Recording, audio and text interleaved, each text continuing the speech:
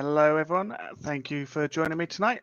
And tonight we are kind of carrying on with the Let's Build a Startup, kind of not. So the Let's Build a Startup was fun, but it felt very... It was obvious we weren't building a real startup. It was very fake. We weren't really thinking the way we would do usually. So instead, we're going to build an actual startup in the open on stream because it's a bit of fun. I've started planning out what this startup's going to be. It's obviously a software product because that's what I do. There's going to be an API involved. There's going to be a CLI. Obviously, it's going to be built with PHP and Laravel. It's actually going to be using Livewire. Thanks, Brian. Yeah, we're just going to get started. So we're going to build a new startup. It's going to be API focused, aiming at developers. It's going to let us stretch our legs a little bit with some API development, which is one of my biggest passions. And we're going to be using Laravel Jetstream for the application. But what we're going to do, we're going to build the user interface in a very custom way for Jetstream. We're going to get rid of all the default Jetstream stuff, and we're going to build around that. We're going to make it the way we want it. What we're going to build, we're going to be building a simple CRM freelancey platform to manage clients, focus on the developer market. So when I was a freelance developer, when I was doing contracts, when I was, a consultant, my main issue was managing clients was hard work, chasing between emails, getting phone calls, trying to remember that I'd had a phone call, trying to log these things, trying to remember who to speak to, where and when. It was an absolute pain. So I'm going to build something to solve that problem because it annoyed me so much. And we're going to take it even further. It's going to be API driven. So I'm going to build a CLI.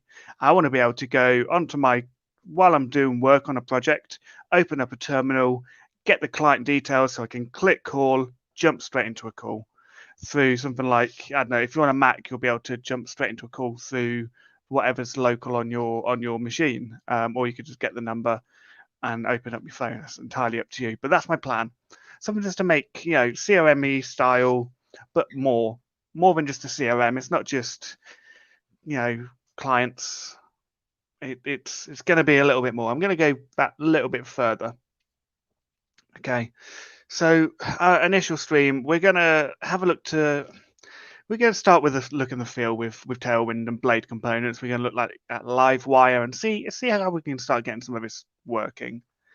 So I've made a start. I have got a Laravel project called Spicy. I don't know what to call it yet. I haven't got a name, I haven't got a brand, I haven't got anything. It is just called Spicy. So this is just it. It's we'll see where we go. So you're using Laravel for 5 years, but you still feel like a beginner. I sometimes feel like a beginner looking at other people's code. I've watched people like Luke Downing with Pest PHP when he's testing, and looking at Tom who built Open Door, and it just blows my mind what some of those people can actually do. Absolutely crazy. Yes, it's a spicy project. So what we'll do, we don't need Notion much, so we will come over to here. All this is very kind of default Laravel Jetstream application, installed some npm modules, updated the editor config because I like my JavaScript to have 2 spaces, not 4, added pest for test suite, updated the README. We created we don't have a company model anymore. We changed it to a client model. That's overridden that. And we're just doing a little bit of tidying around the user model itself. We've not done much. Hey Oliver, thanks for joining. Good to see you, buddy. Congrats on a new job.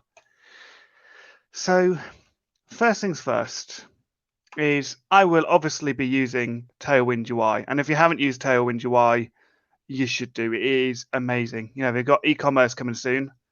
I cannot wait for this myself. Going to make building e-commerce platforms really easy. But I've had the marketing for a while, and I've had the application UI for a while. I use it heavily, and it's the only reason I'm able to build front ends. If you like Tailwind at all, check out Tailwind Labs on YouTube.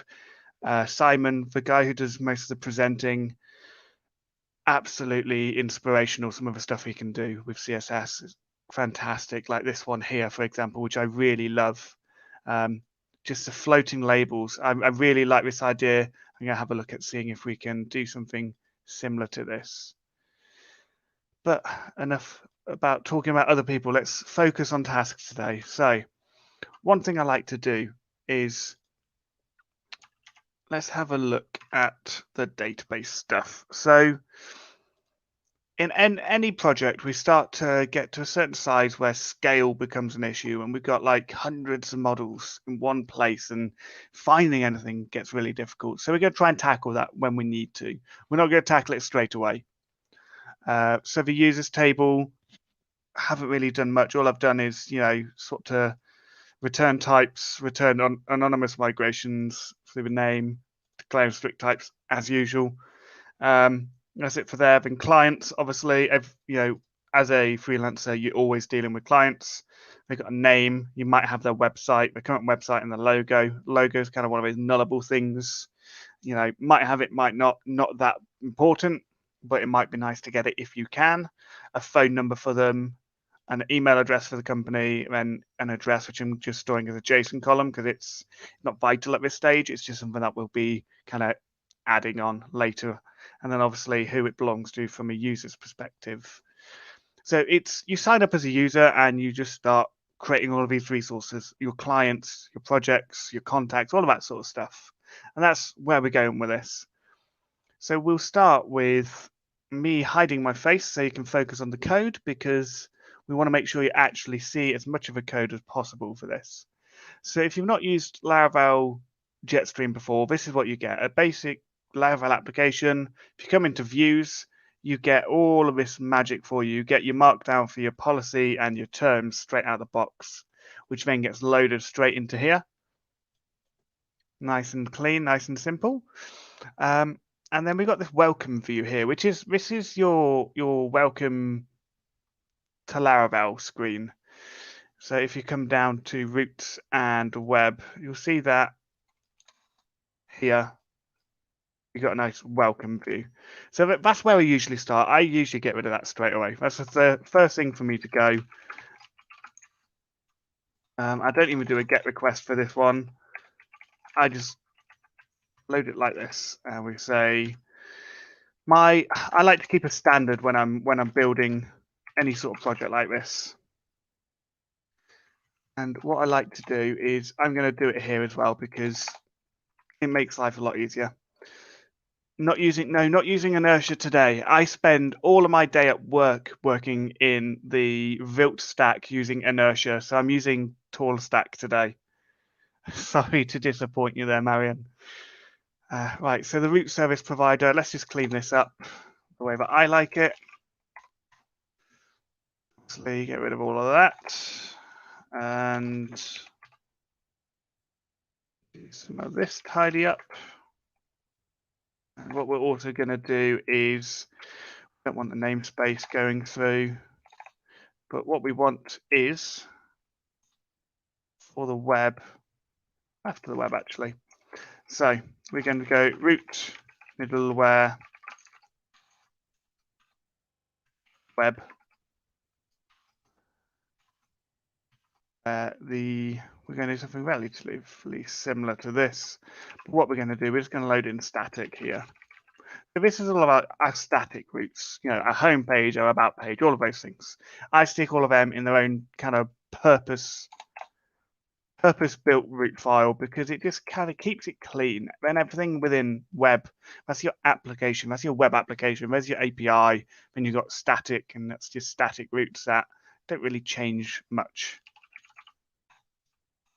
So basically, if it's nothing to do with like the main purpose of the application, I stick it in static. So what we'll do is we will use this, and we will go. We're going to load in that, and we're going to push that off to static dot pages home and home. So What we also want to do is add an as.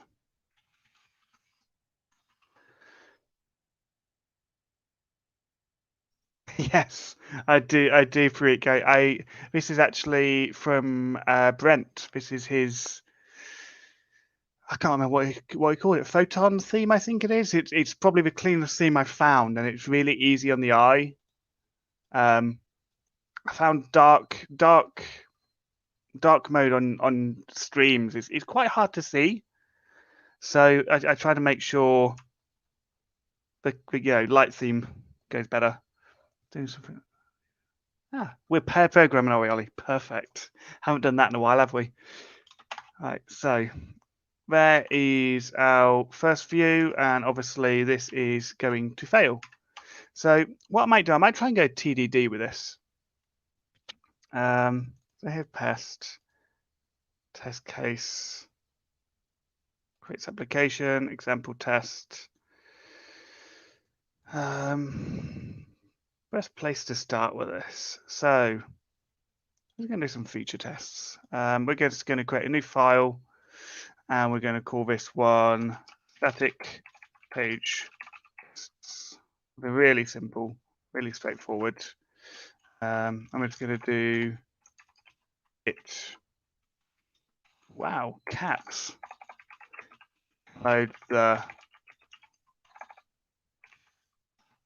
home page. And we'll refactor this to the expectation API, but to start with, we're just going to go straight into a pass test. And we're just going to do something like get. We're going to set the status code is a 200. So I'm going to need status codes a lot. So I've got a package for this. There we go, which means I can now just do a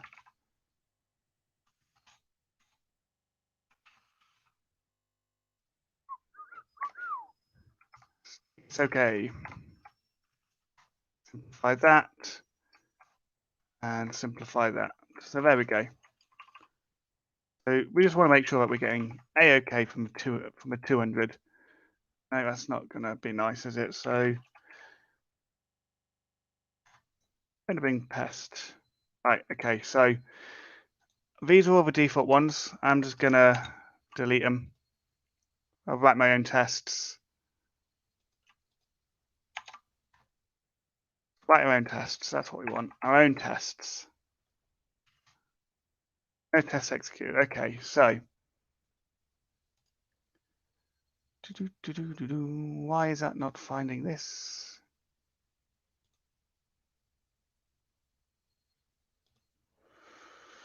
PHP artisan test executed. So in the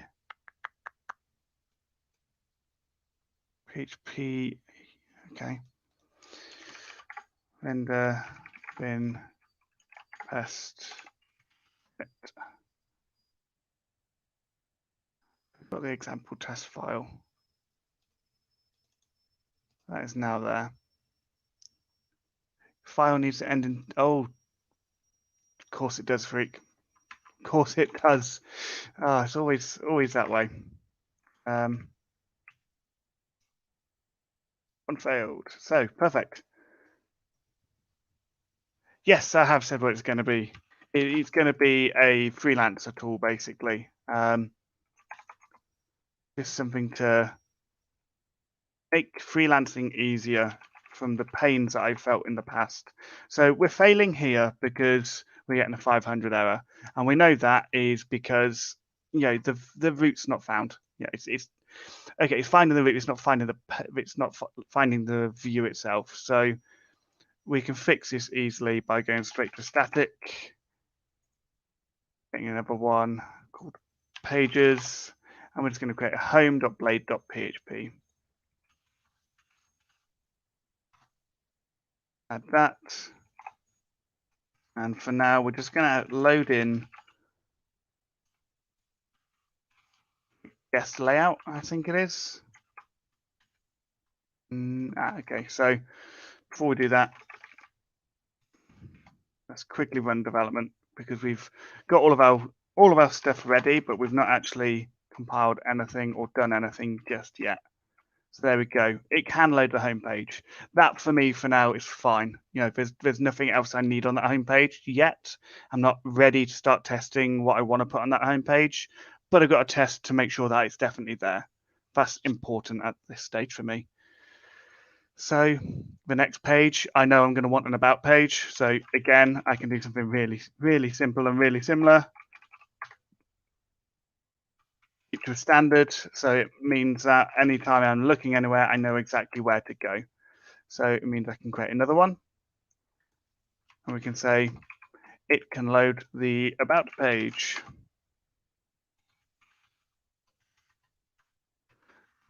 Will this let me use the root helper in here, do you reckon? Click home and static about. Just it'll make it easier in case roots change at all. You don't want like a completely failing test suite just because you know you've misspelled a URL in a test. You want it to root through correctly, right? Bang. So, wow, okay, that is a big old failure right there.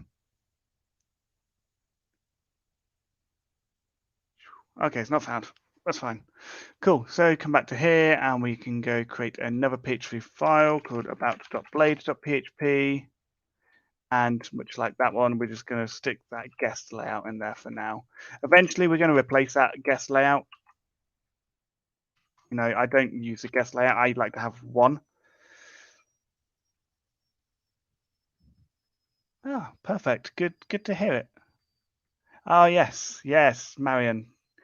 Quick shout out. So the Sparsy upcoming testing course is it's going to be interesting, definitely. I mean, I've bought every single course so far that Sparsy have come out with, so chances are I'm going to buy it. I haven't looked at it too much yet because I've been really busy, but I can almost guarantee I'm going to spend some money there. Don't tell my wife. I know she's watching, but don't tell her. She might not be paying attention. Right, so we're also going to want an about page. Sorry, a contact page because you know you're a startup. You want people to get in touch with you, and I will worry about the styling of this and the branding shortly. So here's our contact page. And if we come back to our tests, we can just, again, feature test, static page test. Let's just make sure we can get that contact page.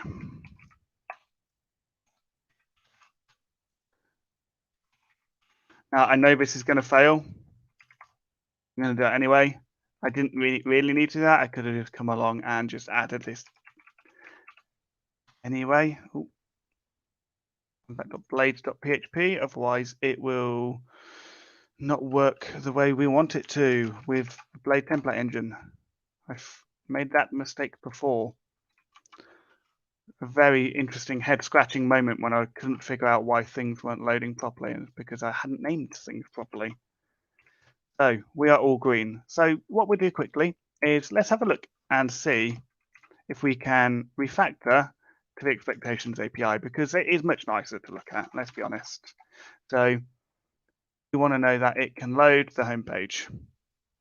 Red green refactor, it is about the red green refactor, but you know, sometimes it's a bit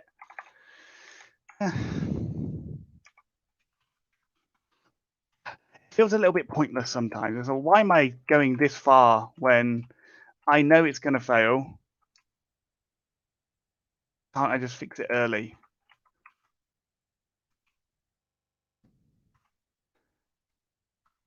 So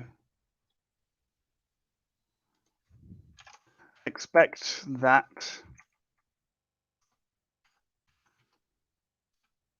to have. No, I don't know if I can. I don't know how to do that with this assert status and the expectation API. You know, I don't know if it's got. No, it's probably not going to work. I'm not going to worry. I'm not going to stress over that. I'll speak to Luke and I'll get back on the case with API testing HTTP requests using the expectation API. We'll come back to that part. So there's 3 pages. We are working, we are good. So first thing we want to do is one thing that I really don't like with every time I set up a new Laravel project is I like to set things up specifically. So we've got this app here, we've got the guest there. I like just the one layout. I don't want like a guest layout and an authenticated layout. I want a layout. I want the components to change within that, or I want components to display or not display, basically. But before we do that, let's just take a step back and think about what our application is going to do. We're going to have a few static marketing pages. We are going to have a dashboard. We're going to have a way to manage clients, add clients, remove clients, edit clients, assign projects to them, all that sort of usual sort of stuff that we might do with a CRM and with dealing with clients. This is going to be very heavy on the back end stuff. So do we need this flexible app layout that we would usually go for, or would a trimmed down guest layout with a better version of a navigation menu be better? Because that's the main difference between app and guest for me, is you get issues when you load in app in a non-authenticated view because the navigation starts failing. So we'll have a look at that. We'll find a navigation pattern that we like, and we'll see what we can make this do. So to start with, let's go and start looking at the UI. So Tailwind UI is absolutely amazing. What I like to do is come straight down to the application UI, look at their examples. You can come look at these page examples down here. Let's look at some home screens. What's my application going to look like? It's probably most similar going to be to this in terms of overall layout. This is quite good. Is that close to what I want? What sort of navigation do I want as well? This might work. This might work quite nicely. Or do we want to go more to kind of this style? So many choices, so little time. So first thing I'm looking at is the navigation. How do I want this to look? I kind of like, I don't know if you've ever used Netlify.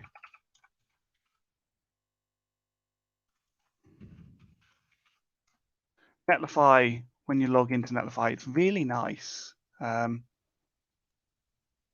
like their design. I like this kind of one bar at the top, then this navigation here, and stuff down here. I like it. It works. So I might have to have a look. I don't even know if our website's even live anymore. We might have to, go for this. So what we're going to do, we're going to go for a familiar feel for developers. That's what we want to achieve. So this navigation up the top, other than this search, well, at least this top part works nicely. We're going to have maybe a few icons up here or something. We're going to have a little drop down over here, our icon, and then our main navigation is going to go underneath. And if they're on mobile for any reason, they're going to want quick access to search, which I won't be using, by the way. I'm going to use something completely different for searching. And obviously a nice quick pop out little search menu there. So anytime I'm using Tailwind UI and I'm using Alpine, which is what I'm using today, I don't go straight to the code because it doesn't, it's got all of these, and then it tells me when to add toggles on things, and I find it frustrating. I'd rather just come to the source and just copy it straight from there because it's a bit quicker. Right, where was he? Where's he gone? Down here. There we are. So what we're looking for is not that bit. We want this header here.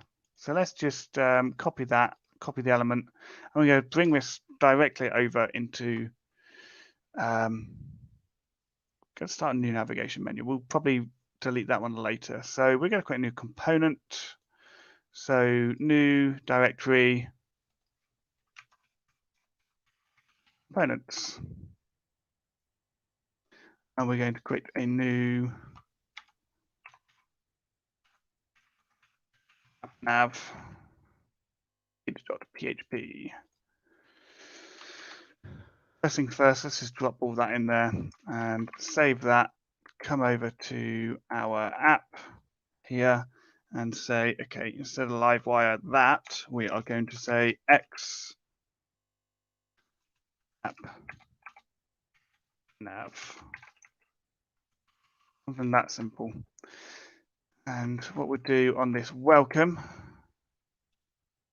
or we'll create a test route. We'll create a test route for these parts. So let's come to web and let's just come up the top and put in a route view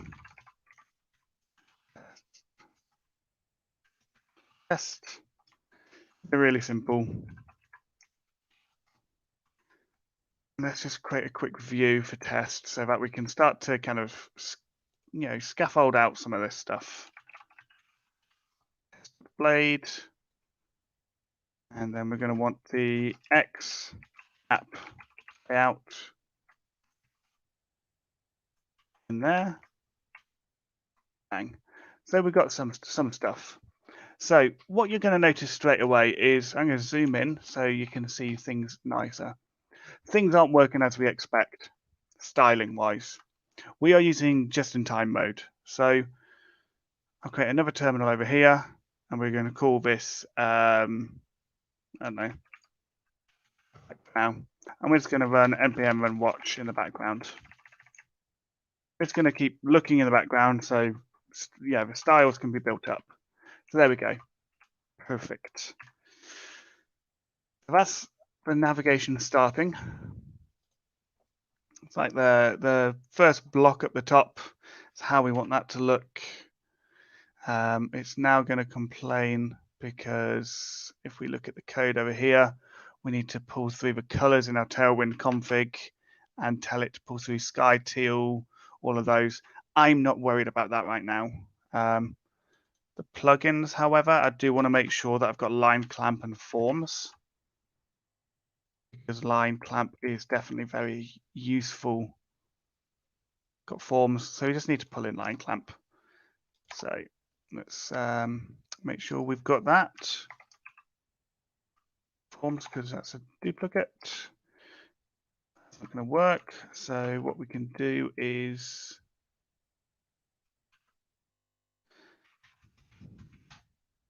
install it like that.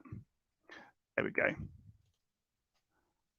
And now we can run watch again, and line clamp will be back on. So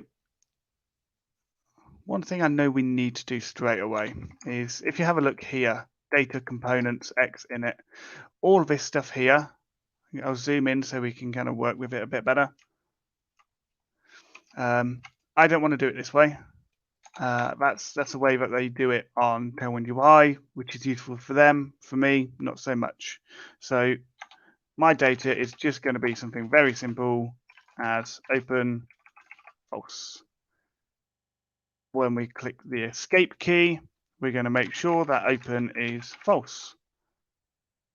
Close popover, I don't know what that does, so I'm just going to ignore that. It means we can come back down. Here's a logo which we'll replace later. Right section on the desktop, profile drop down. More. Add in here. Open is false, and we're not going to init anything. When we're escaping, we're going to want to say open false. When we click away, we're also going to want to say open false. Eventually, I'll probably refactor some of these out to like Alpine component maybe to make life a little bit easier. Then show if open, nothing much more to change over here. Lots of mouse enters for seeing which one's active while scrolling. Then here's a left nav. We can scroll down a bit. Here's a search. So that search we didn't want. So let's just delete it. It's not interesting for me. It's not what we want. Anything over here? Click toggle. No, we just say open equals the opposite of open. Mouse down. I'm not too worried about the mouse down event right now.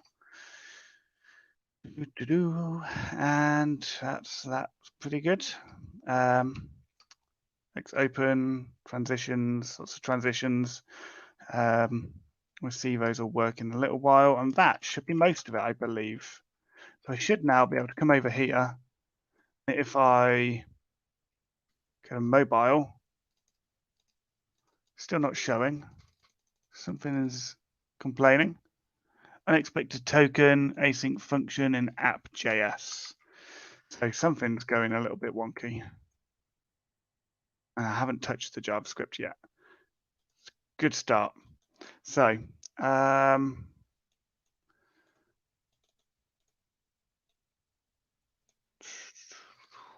let's just grab all of this for now. We're going to move this there. We're not going to require Bootstrap anymore because there's no point having the two files, and this isn't a JavaScript heavy application.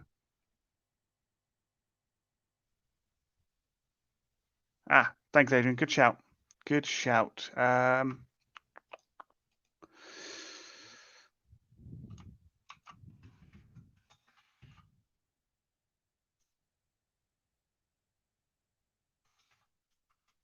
Doing one thing that was going wrong. So there's the CRF token. Here's all of that. There's grouping some Alpine. We'll group that together. Then any things to do with Echo, we can group at the bottom in case we want it. So that's how I usually do it. I usually actually put Alpine towards the end, but for now it's fine. That should be fine. Right. So active index is not defined. So again, more JS stuff. Let me zoom out. I don't know where this active index is even coming from anymore.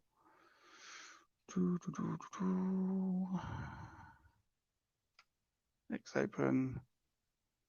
I don't even know where it's meant to be coming from. It doesn't say anything about it on here, does it?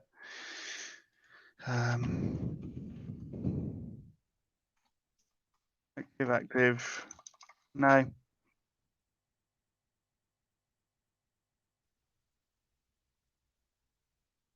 So that might just be something we can remove for now. And we can figure out when we start to build out more components. Mouse enter and the mouse leave. We'll just drop that. That'll fail. That'll fail. Then we want to remove that as well. Let's delete that. Mouse leave. Mouse enter. All of that stuff is what I will end up building when I start. That's not going to work either. All of this stuff is what I'll do as soon as I start working on these as components. Let's drop the focus button as well. Drop some of that. Display none. That is just a kind of.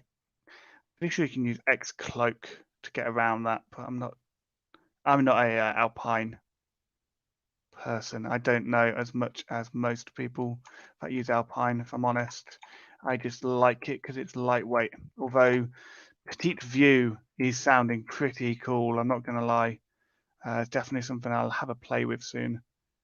Don't know whether I'll use it, but it's definitely something I'll play with. Right, let's just now save that and come back and refresh. Toggle is not defined. So we're almost there. Toggle. So open is going to be very badly spelt.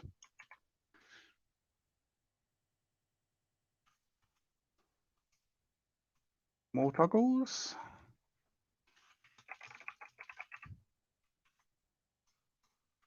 Should be all of them. So that is our first part done. We've got an application menu which we can start working with. We've got the drop down's not working, but we'll figure that out when we need it. We've got navigation. We've got a logo. We've got icon space for icons. You know, things are working as we might want them to. You know, we can navigate around and it works. That is, you know, the start. So this bit's not super important. This is stuff that we'll kind of cover later on. I think what's important at this stage is understanding what we want to build. And to start with, we need to be able to log in. So are there any changes that I need to do to that default user model? Yeah, probably are. There's probably some stuff that I haven't changed that I need to do. So let's come and have a look at the migrations because I've not migrated yet. If I come over, here's my database. It's all ready to go. I've got Hello over here, ready to catch my emails. I've got my database using Table Plus. And obviously, I've got Ray over here, ready to catch any debugging information that I might need. So I'm set. So let's go to the users table. I don't like just capturing the name. I like to split these out. It feels more personal when you can split them out.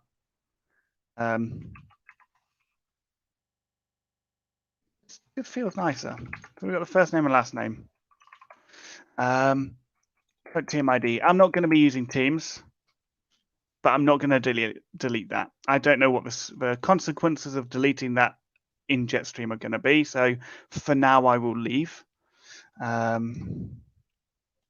Maybe I will add on some soft deletes to allow users to have their cooldown period if they do decide to delete their account. That's fine. So those changes, nothing major going on there. Hey, Isaac. So there's some strict types. It is complaining, duplicate code. Okay, so ignore the code duplicates because it's actually detecting duplicates within the vendor folder. So as usual, I haven't set up PHP Storm as effectively as what I could have done.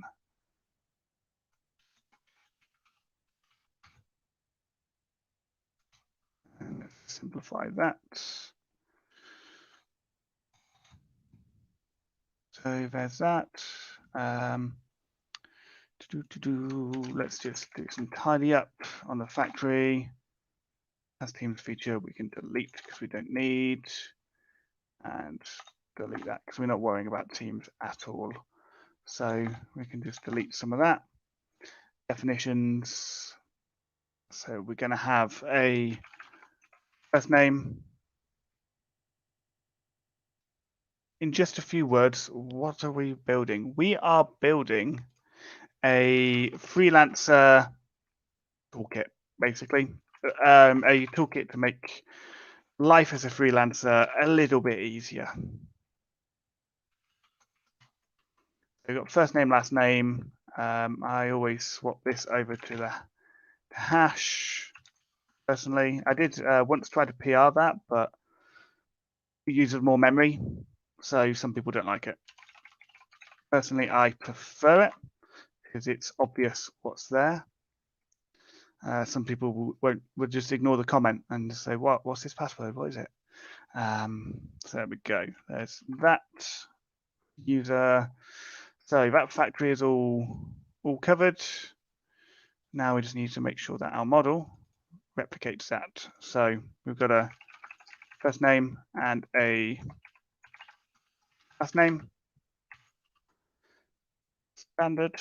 Obviously, I've already set up the clients, so a user has many clients. That part is all looking good. So let's migrate. Ooh. Let's not migrate because something doesn't want to work. I have not set up the database locally in here. So let's go to localhost instead. Yes, I'm still calling it spicy. There's root. And while I'm in this file, I may as well grab the settings for this and come over to my mail settings over here. And I just need to replace up to encryption. There we go. And we're going to swap the inbox name to spicy. Mail from address.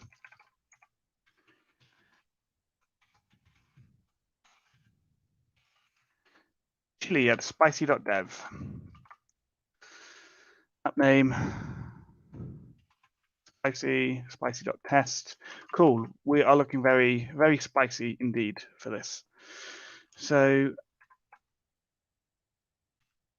migrate. All of that should now be over here. Cool. We've got our clients table. We've got our users. We've got everything we're going to want to use. We can start. So first things first, we want to be able to log in and register. So I don't usually go through the registration route myself straight away. I usually come over here and go, okay, so let's make a seeder and we're going to say default user seeder. Then here, this is where we start to add some of the fun stuff. So I know I'm going to want to create myself a user. We will go, okay, my first name is Steve. Wow, I'm really not typing well again tonight, am I? My last name is Google.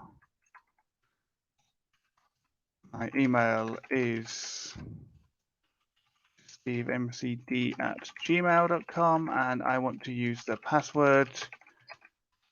I'm also going to say that my email verified at is now. And that's it. I mean, technically I could use a factory and pass this information in, but I don't know if there's much benefit in doing either way. So for now, what I would do is if app is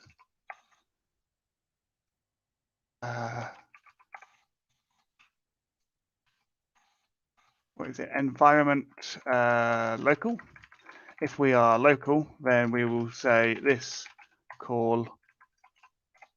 We'll call the default user seeder. So basically, only in local environments are we going to be interested in calling the default seeder at any point. And that's a way for me to say, down here, let's say I'm creating metadata within the database that I know I'm always going to want to need. This is where I'll put that information. That's where I will always do a kind of first or create or something like that. And then local environments, I start to stack up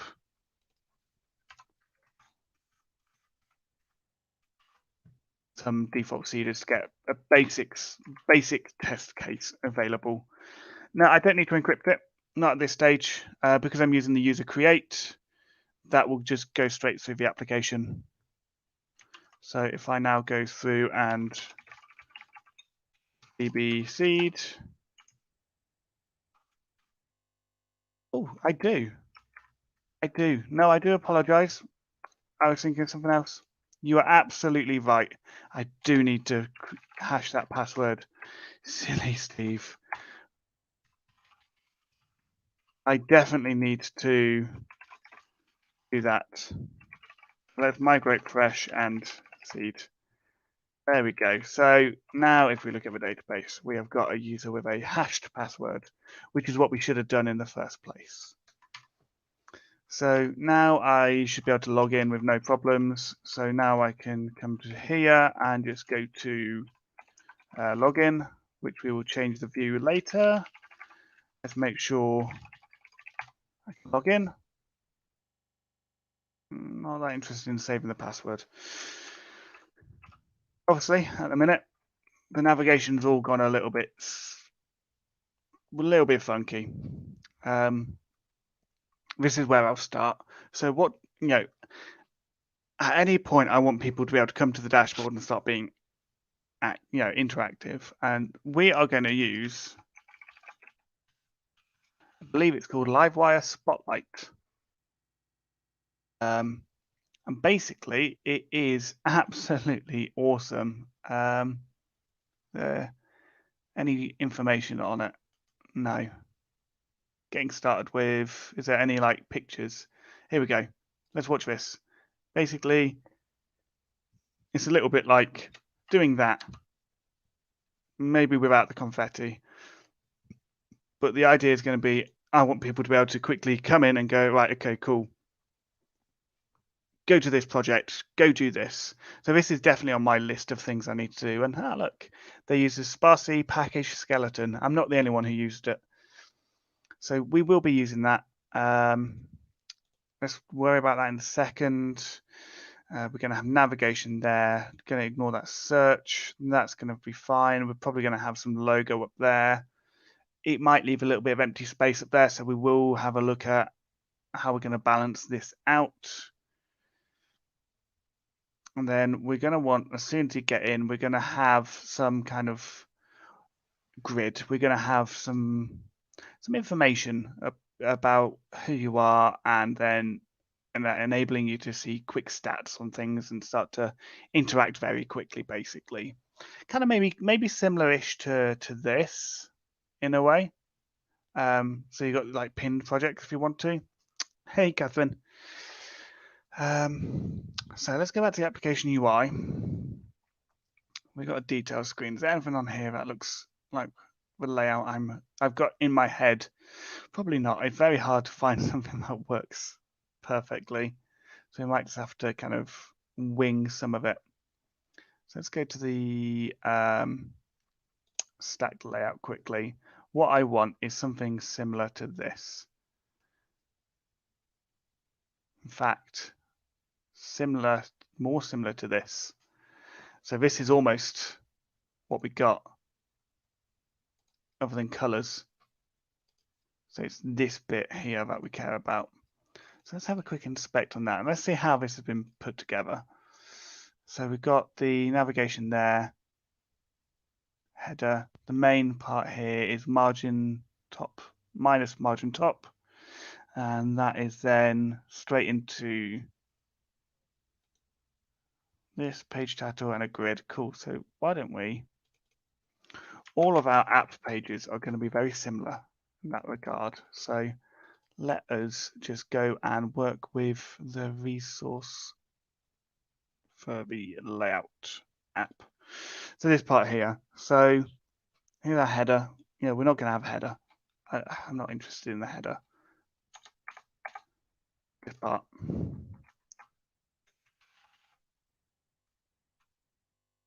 We want within there, and then that is going to, every page is going to be very similar. The content is always going to be within this section. We're not going to add the grid part, but we will have this part within here. So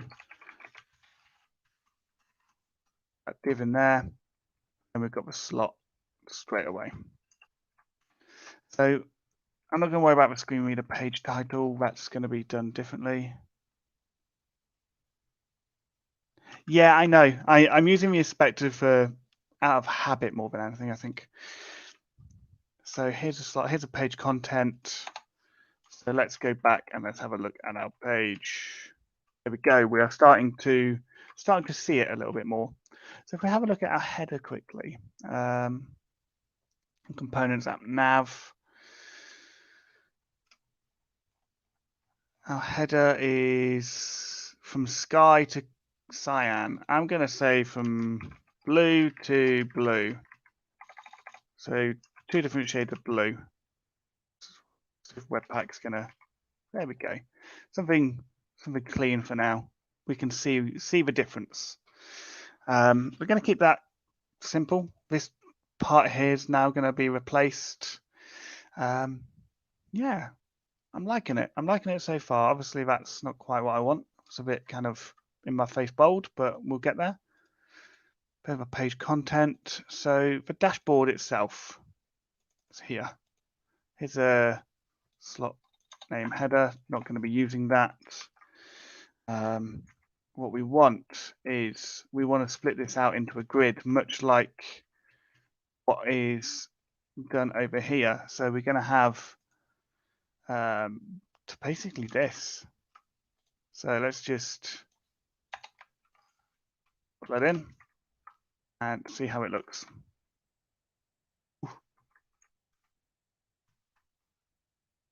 Placeholder. Where's it getting this X placeholder from?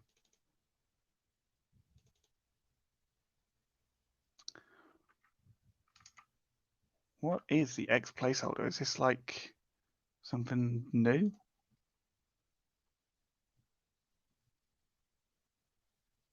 There's some outlines, some stuff. Closing the menu, here's a grid, your content. So that is, yeah, let's just drop those basically for now. We're going to have 2 bits of content within there and there. So that'll be where we start building out our app. It's going to be nice and clean. This is going to be like a kind of overview quickly down the side, important information, but it's not vital. You don't need it.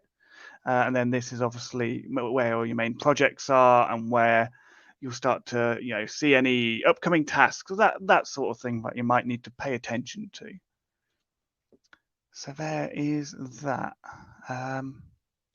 This is going to annoy me now. We need to start being able to navigate, don't we? On button click is not defined. Good. Didn't expect it to be. So let's look for on button click is going to be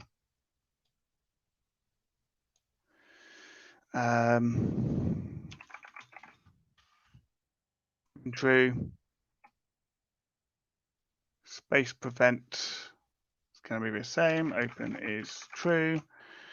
And again, open is true. Anything else within here? I can see. So let's go see if that works. Cool.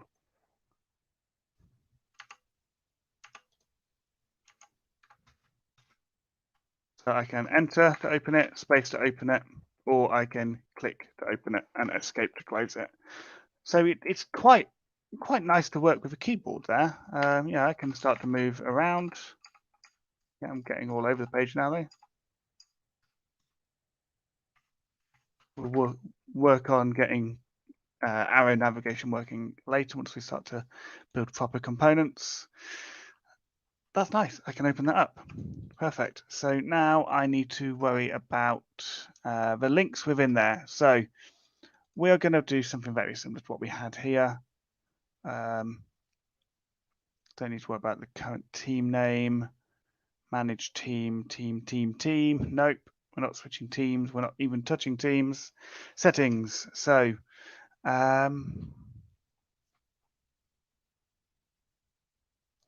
basically, we're going to want to swap the image for the authenticated person. And that is going to be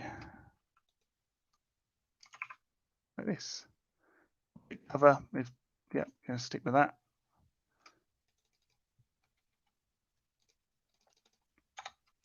Cool. So now I should have no real image, which is good. Profile photo URL. I prefer to use auth helper in these files. I don't know why. Maybe I won't. Which one am I going to complain about more? The underlining there or the underlining on that? We'll see. So back to this, we're going to have auth name. So if we, okay, so that's what we want. So basically, if we can manage profile photos, we want to display the image.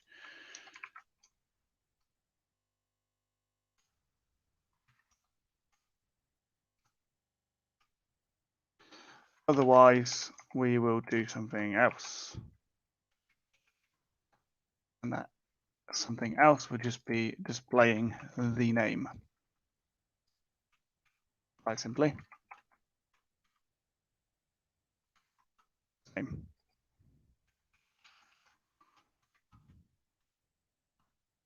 So again, style it in a little bit. I prefer the help over the facade. I do too, if I'm really honest. I'm kind of torn because I am going to change parts of this later on anyway. So I'm not going to do everything that I do all the time straight away because I'm going to be doing a lot of refactoring as I go through this. And at the current moment in time, I'm going to be just testing things and trying things and getting things to work. So our first set part is, well, we're going to want, manage account. We're going to want this little header. So can we add that in here? Is it going to complain? Oh, that looks good to me. So we've got manage account, and then the first link is going to be to route profile show. So what we're going to do is just split these. So active, not active. Okay. No, don't like that.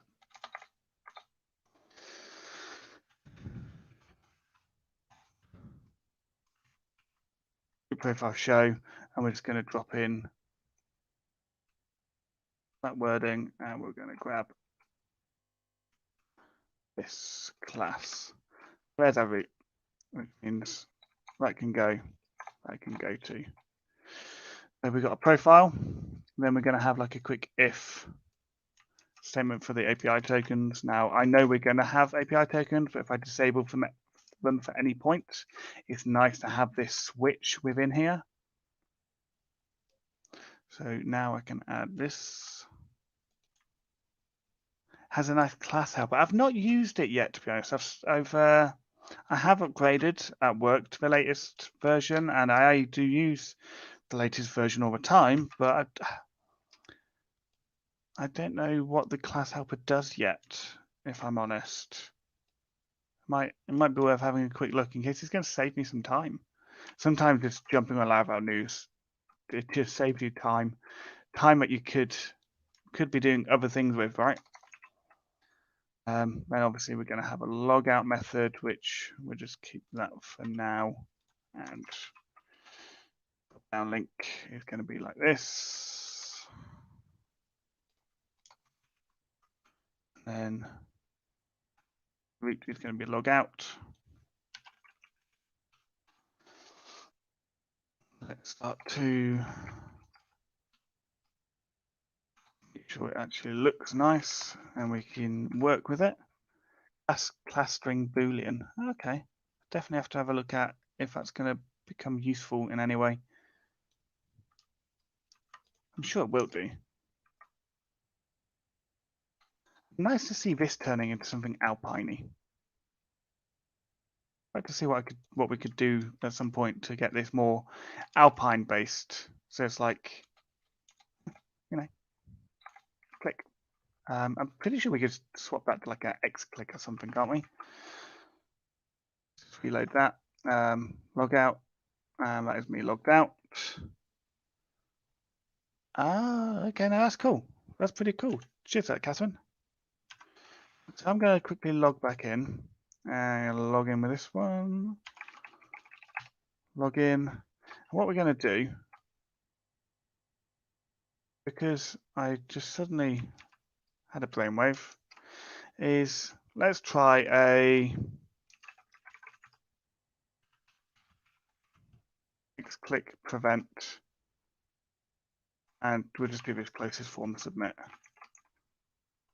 Let's just open up the console to make sure there's not going to be any JavaScript errors. Okay. So for some reason, that's a no-no. Why? But it's a no-no. So I'll come back to that. It's not going to kill me. It works. So there's that navigation, nice and simple. We'll worry about the kind of other parts to it in a little while. So we can get around. We can come over to our profile. We can start editing our profile, which is going to look quite nice. Like go look at these deploys, it's relatively similar. It's quite nice. I do really like the Netlify design. It feels smooth. So there's all this information. Obviously, this page is going to need completely rebuilding. Login page and everything's all going to need rebuilding. Should be a button, not a link. It probably should, shouldn't it? If we're going to go for like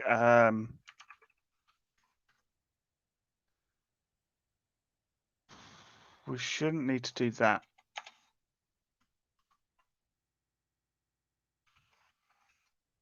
Should just be able to do this, right? Second to that. Hey, much better. So let's go back to login. Let's log in here. So what I'd like is a little section up here, maybe, in a little while, to say maybe what client I'm on or something. Yeah, accessibility. Accessibility is important, right? Very, very important. So here's my left nav. I don't have a right nav. Here's like the mobile menu button. We're going to have the mobile menu. So I'm going to manage the menu slightly differently a little bit later, but I'll go through that when I need it. For now, I would like to look at getting this installed. So Spotlight Alfred-like functionality to your Laravel application because it is awesome. It looks absolutely amazing and I want to have a play with it and I just need it. It's going to make life so much fun. I can drop the on-click. I can drop the on-click, can't I? I'll come back to that. I'll come back to that unless I can see it in the next 2 seconds. I've found it. There we go. No more JavaScript logouts. So now I can quite literally click submit. I'm gone.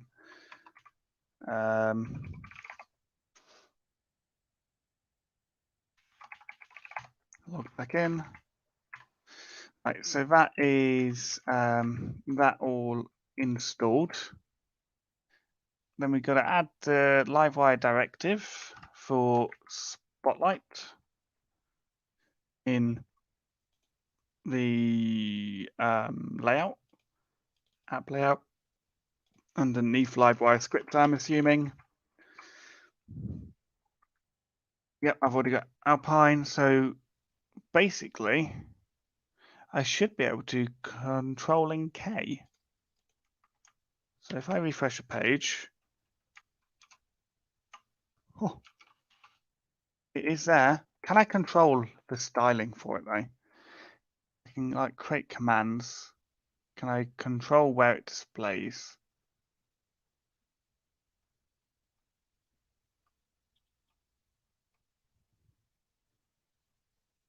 So let's just go back, getting started. So I'm guessing this is who made it because it is fantastic anyway. So let's just get started. Live, okay, so it wants to be before the Livewire scripts. So maybe I can move that towards the top because it is a component at the end of the day. It is just a component. I'll probably remove the jet banner at some point. I don't know if I need that. So let's reload that again. Oh, look at this. Log out.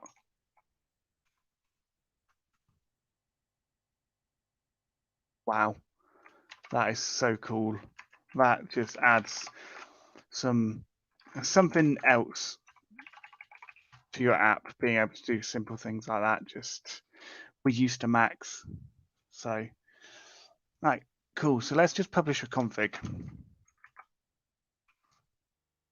There's that. So opening Spotlight, we've got those options. Yeah, that's fine. We've got we can adjust shortcuts, create components. You can also toggle Spotlight by using browser events from other Livewire components. Kind of cool. So create the first command. So you can create a spotlight, and we could do something like create client. Let's have a look at some spotlight command, because that's going to be useful, I think. So let's look at making a spotlight.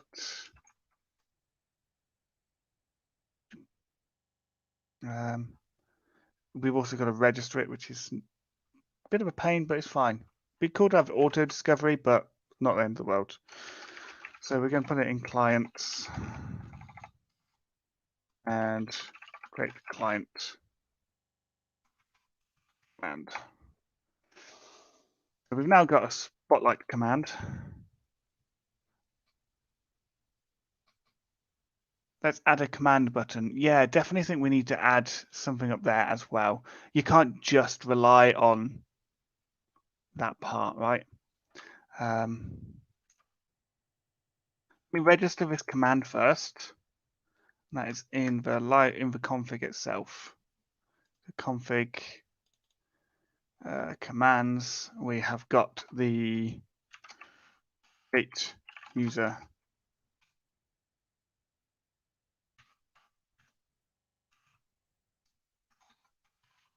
app spotlight clients.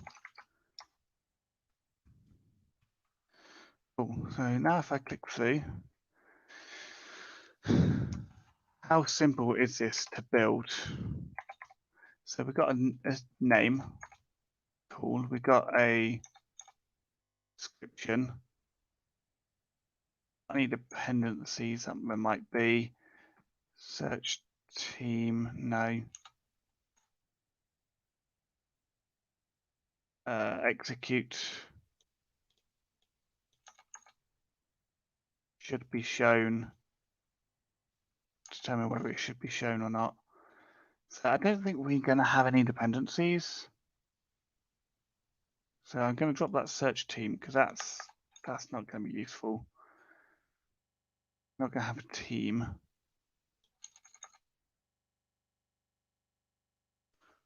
Go back to the docs. So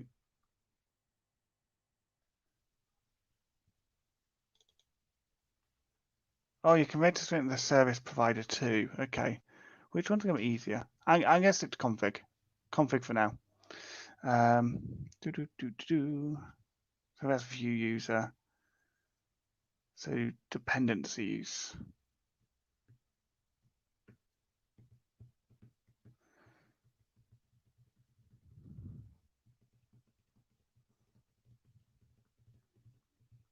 That's searching. I don't want to search.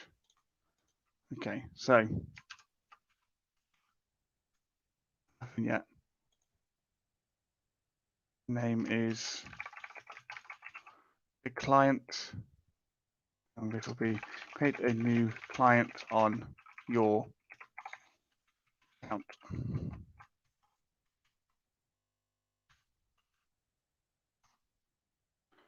Which team do you want? Okay. Teams could be clients, and you can invite them to app and handle. No, I'm going to do that. All that sort of stuff. Slightly different, Marion. The not quite what I'd want to do. So to be honest, I don't think we're going to need any dependencies. So I'm just going to comment that out. When we execute, we're going to redirect to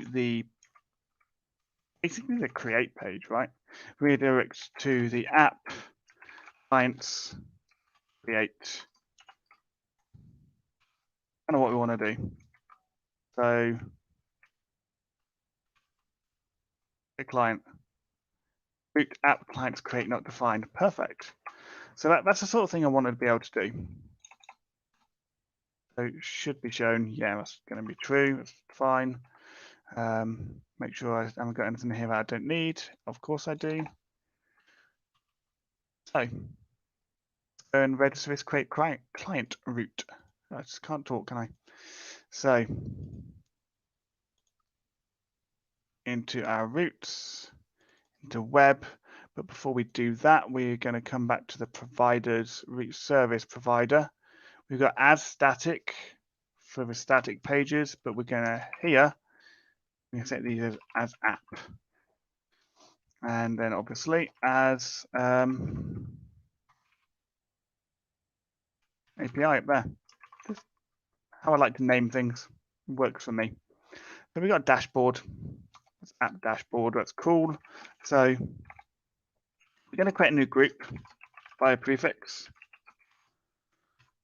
of clients. Then we are going to name all of them in here clients. Let's make sure we've got the naming correct within here. App clients. Yep. And then we will group these. What we're going to want is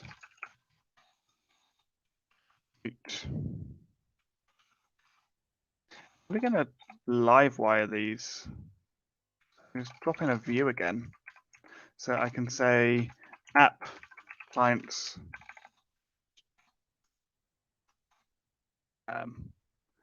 clients new there. And then the view itself is app.clients.create.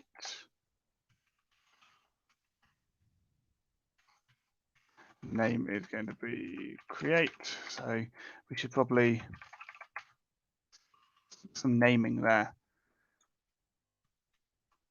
So if I app clients create not found. Clients create. It's always true. Okay, I'm more than happy to drop a method if I don't need it. It makes it look cleaner. So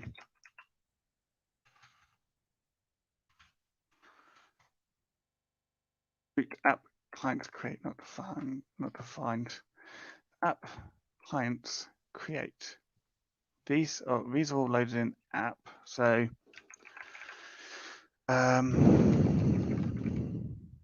artisan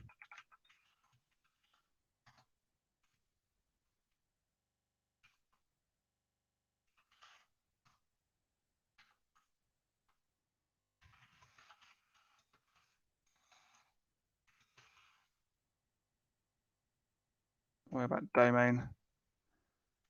Ah, yes, colons and dots.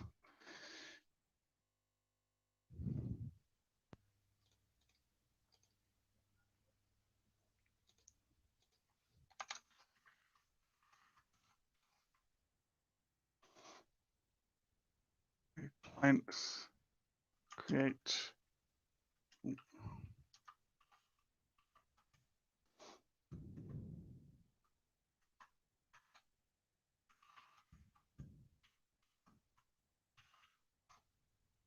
Ha, we got there.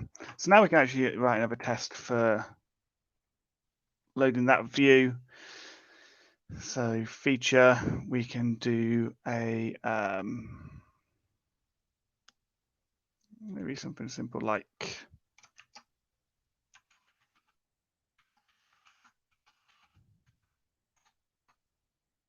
create tests. And for this, we'll just start with it and load the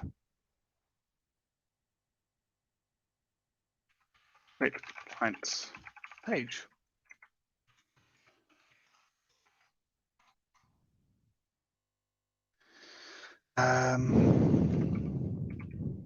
Say acting as user first ID. Simplify that and simplify that to make it look pretty. Then we can say get root app clients create, and we can say that we are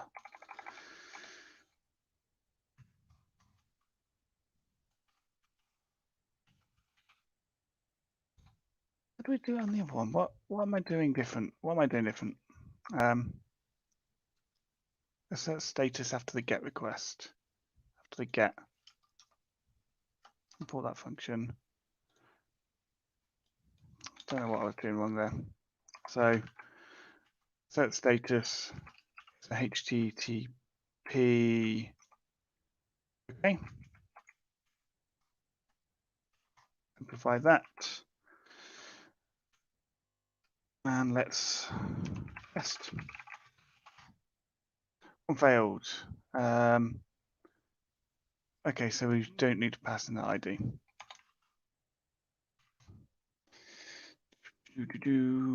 So what are we seeing? What are we seeing? A big old error there. Received 500. Red green refactor time. Static page, not bothered about. So now we can come to resources. Within views, we can create a new directory called app. Then create another directory in there called clients, and create a create.blade.php. Going to be similar to this.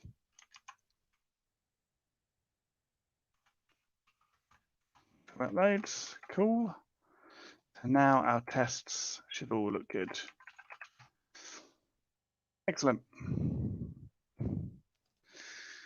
There's our client create page. So now if we come back, a client, we're redirected. And within here, we're only really going to want a left column for this, aren't we? Really. So this is a grid calls 1, large grid calls 3. We'll always follow suit. Let's look at forms. So grid calls 1. We'll just keep it at 1 all the time. And we'll only change the gap. Okay. So now we can come back out and we can start to look at some forms. How do we want our forms to work? This is how I typically go through an application. Is I will, I'll start building out the basics of making it usable from a UI perspective, so I can click around and start testing things, see if they fit where I like them, and then I'll start to go in and start adding forms, adding models, making sure I can create things basically. So, form layout. How do we want this form to look? I personally, how do we want this?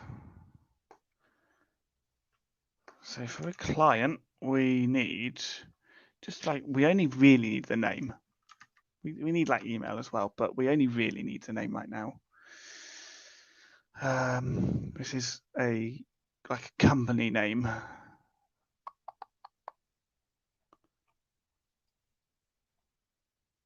Labels on the left or simple stacked. Simple stacked. I quite like simple stacked. It's clean. It flows. It's not too complicated. So I've got forms already. The first bit I need, let's just grab the whole form and stick it in, and we'll just remove what we don't want and play around with it. Because this is obviously going to have to be a Livewire component at this stage. So here's our page. So we can come over to here and we can say PHP artisan make Livewire clients client.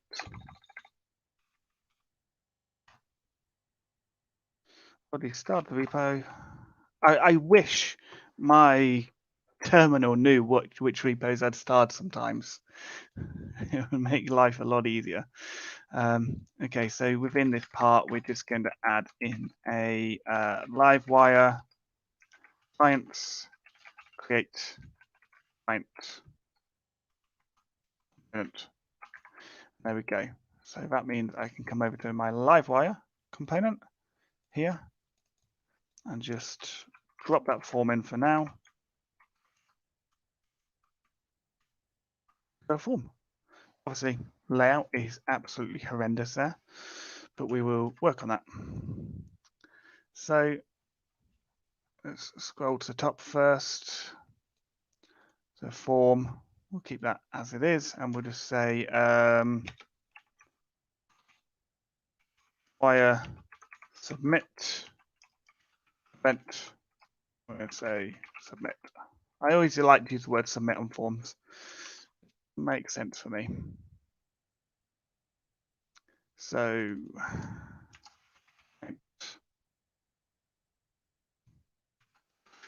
a new client, so we can start attaching wording to be determined. Obviously, this first part, the username, don't need a username. About, anything or photo, not interested. Cover photo, again, not interested. That means I can grab that. Personal information, I can go. First name, so company name. So we've got an input. So this is where we need to start looking at inputs too. So perfect, good timing.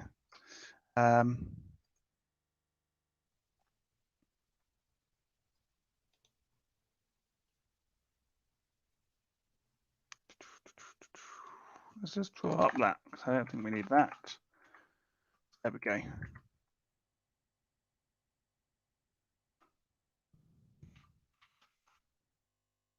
There we go.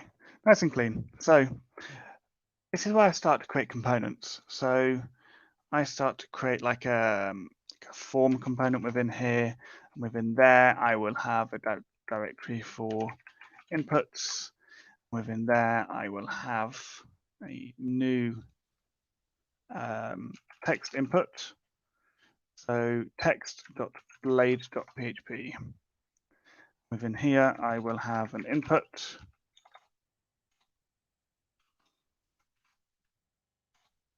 Probably start by having a look at this. We want the label. We're probably always going to want to have it wrapped in some way, right? Like this. So that would be the label. This would be the identifier, which needs to match this.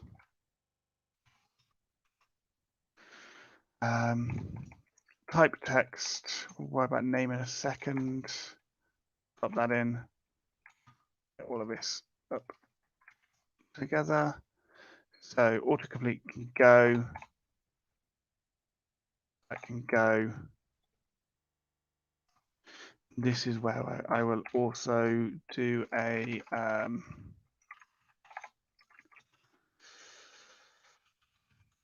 oops, here.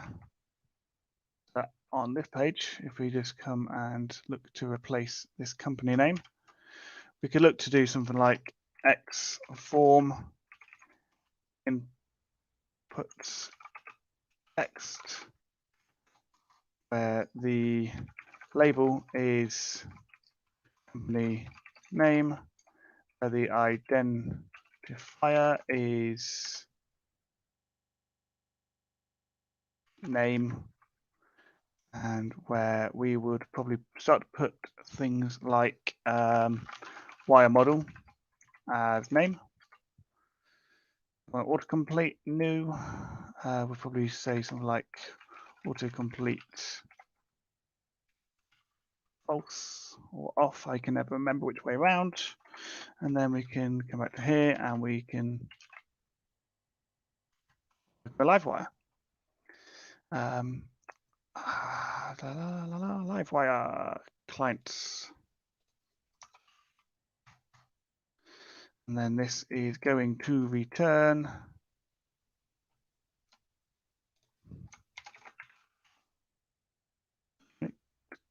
view. So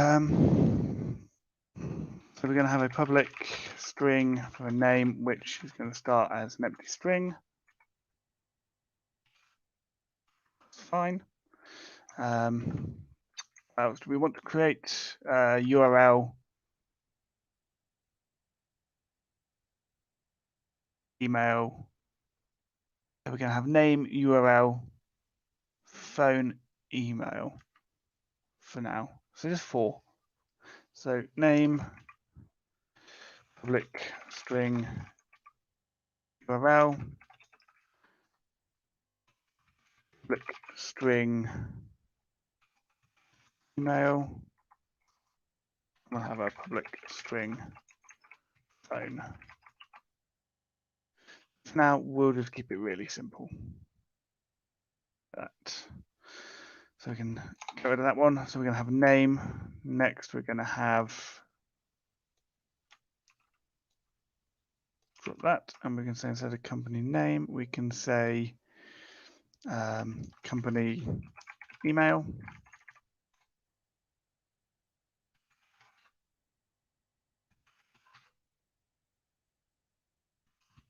This is complaining.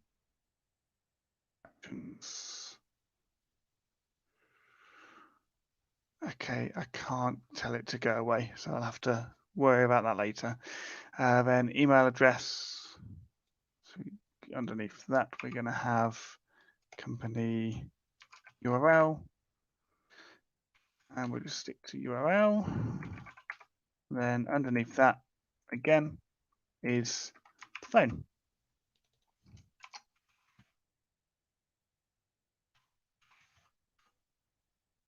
And the only one that is actually required is the name. So we can add some validation there, and we can say that we want to auto fix that specific one. There we go, which means we can now go through there. Bleak off. Off. That's the one. I always get confused between off and false on certain form elements. I'm never really 100% sure. Street address, city, state, that, notifications, matter. Bang. So cancel should take us back somewhere like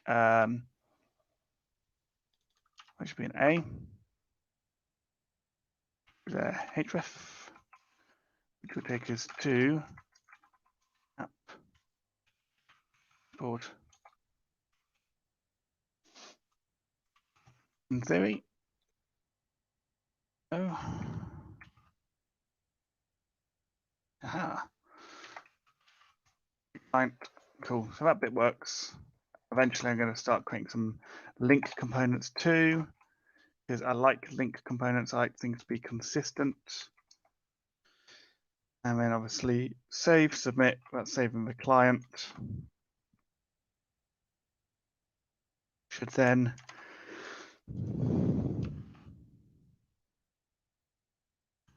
perfect. Fine. So now we can come onto this function.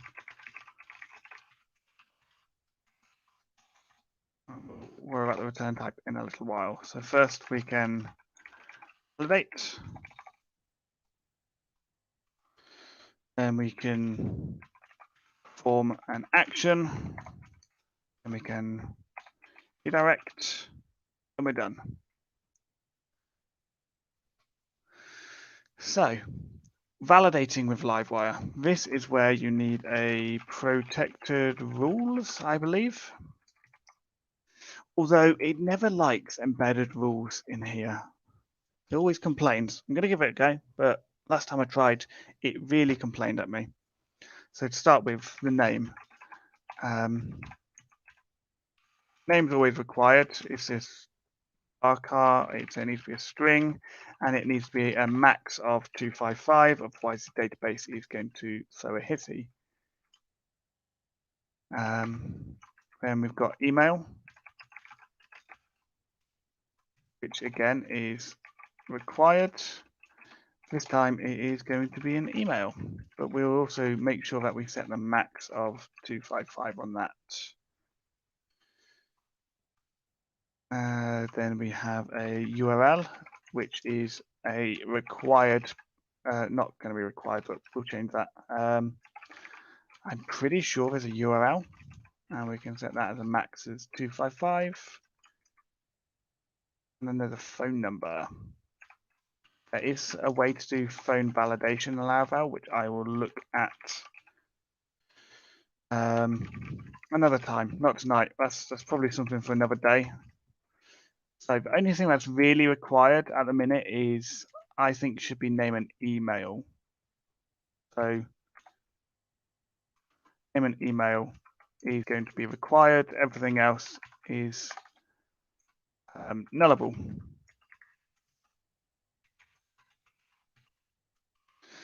So there's that. That'll validate.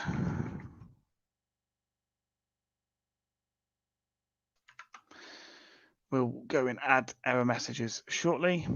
So then we're going to want to perform the action. So I do like the way that we do actions down here. So what I'm going to do, I'm going to create a new directory called clients. New create client.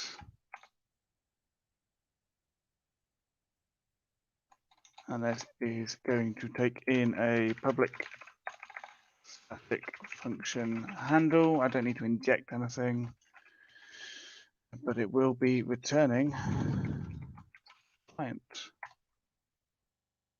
It will take in an array of data, and from here we will be returning client gate with the data being passed in. We want to be validating before we even get to this point. So perform the action. The client is client one handle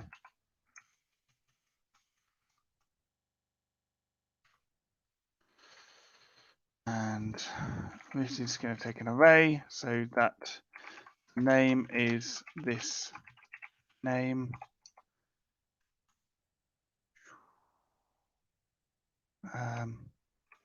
URL is this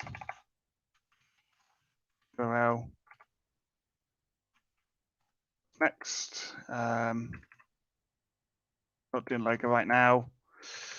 Phone and email. So phone is going to be this phone. Email is going to be this email. Obviously, emails don't have to be unique because this is multi-tenanted but not multi-database tenants. So single database tenants, because no point adding that extra complication for what I need right now. So that will create a client, which is great. So it's performing our action. At this stage, we can redirect to the client page, or we could redirect back to the dashboard. For now, I'm going to redirect to the dashboard until I am ready.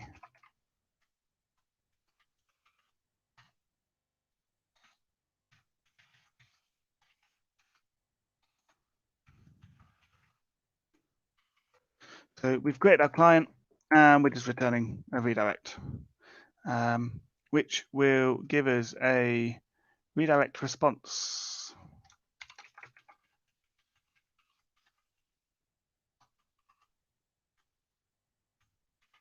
So,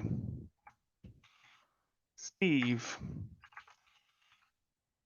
me, Steve. So, submit is not bound to the form. Yes, it is, I think. Isn't it? Yeah, it is. It's still within the form. So, one thing we aren't doing, so if I click submit again, so we aren't setting a default for the UUID, and I haven't done that bit yet for a reason. So what I like to do at this stage is come down to where my models are, create a new directory or namespace called concerns, and just create a has UUID trait within there. And then this will be a trait.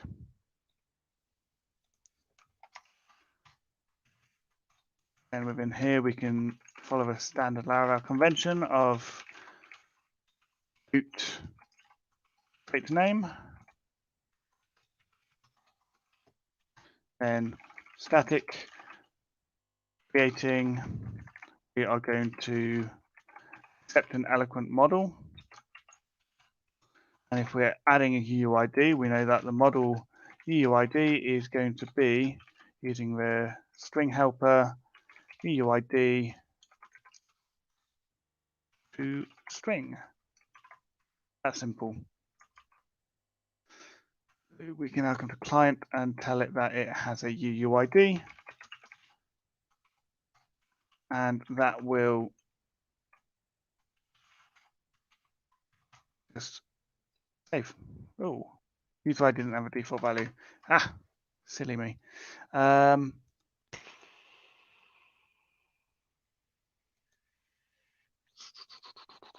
Here we go. So we could say it a different way, but I am just going to say auth ID.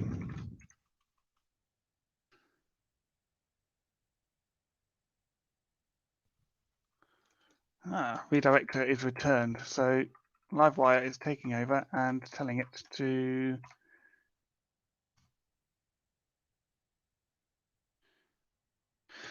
do something different. So let's have a look at Livewire docs for this. Livewire, what is this? Livewire. Correct.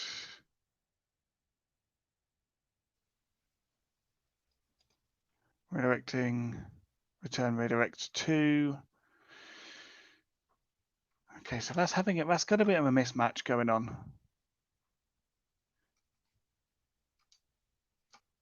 So I'm just going to not have a return type for now until I can figure out how to get that to behave the way I want.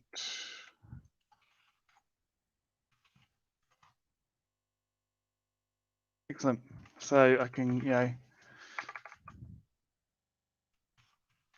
create client, cancel out of that. Yeah, orderable UUID. So what's the difference with orderable UUID?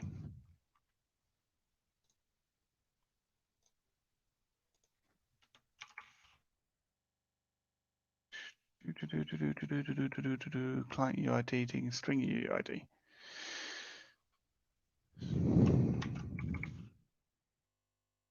Ordered UUID. Timestamp first. Okay. No, I like that better. I definitely like that. Thank you. Thank you for pointing that one out. UID, and it's going to have a ordered UID.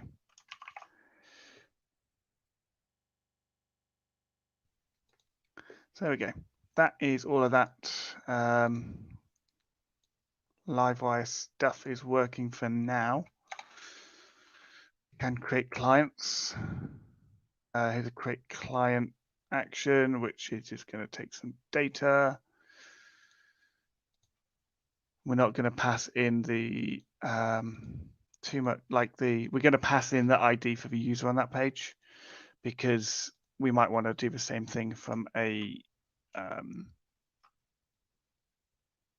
CLI, which we don't have access to the authenticated user ID straight away. So what I kind of want at this stage is, I've gone back to the dashboard. I want to see stats, want to see some basic stats, of how many clients have I got or something like that. What's going to be a good way to do it?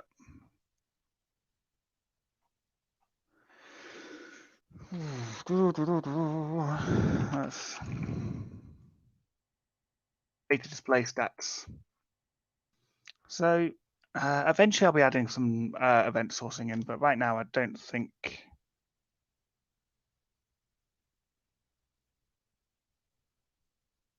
I need it just yet. So I'll give us basic stats. We'll just go grab these. This is a nice little stats block. And we're just going to keep that straight up the top straight away in the dashboard. As soon as you log in, you can get to the dashboard and you can see this nice big stat block of, cool, this is how many clients I've got.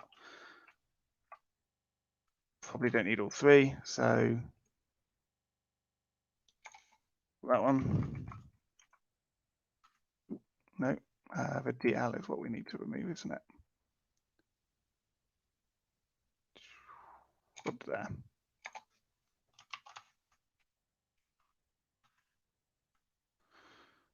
And we can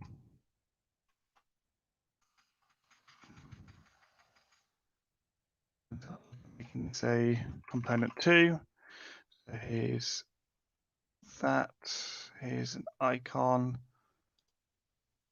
There's a stat itself. And here's a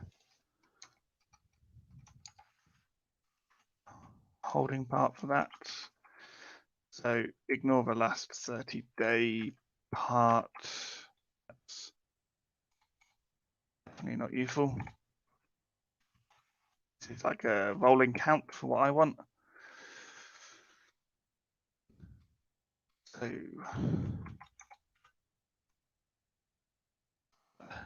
hero icon for users. We'll just have like total clients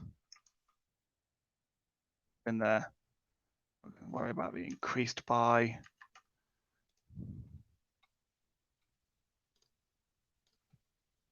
Move that. Let's go have a look how it looks. Total clients is looking nice already. Don't really care about the view all. I just want to say view.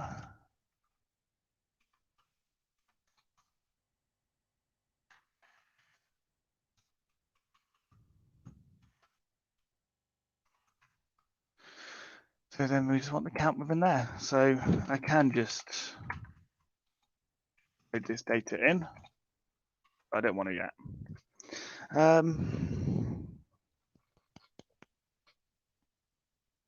How could I load this in?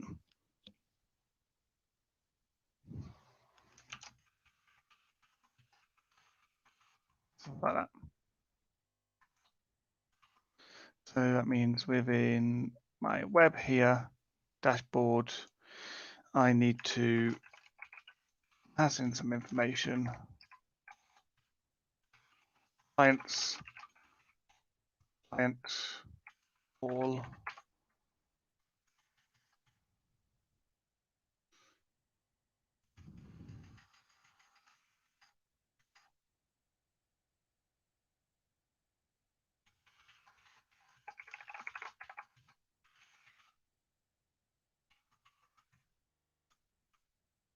I have 2 clients.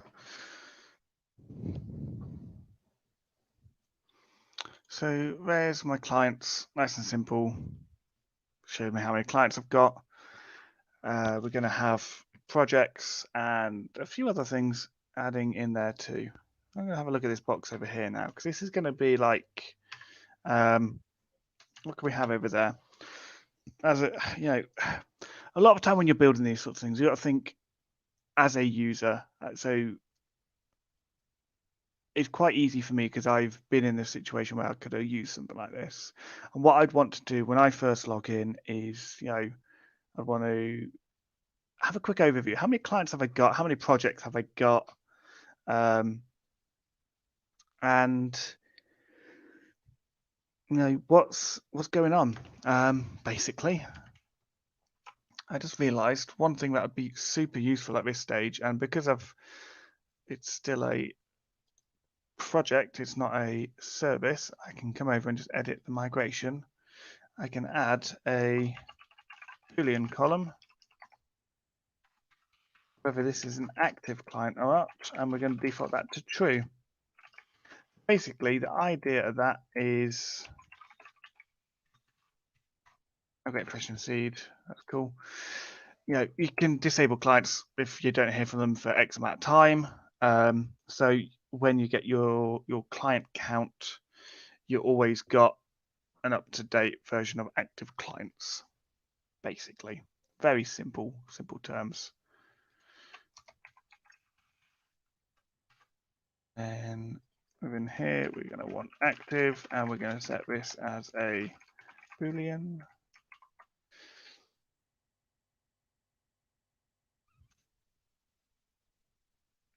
Ooh, next to the collapse all folders icons, there's 3 dots.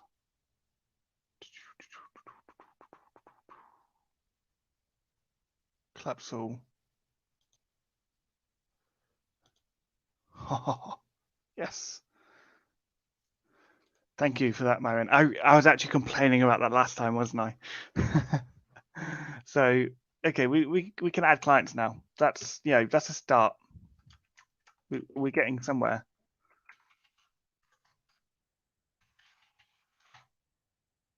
But no clients. Create a client. We're going to call this one company,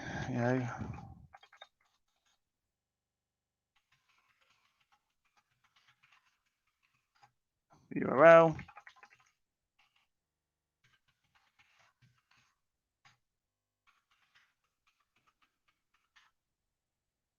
Save that.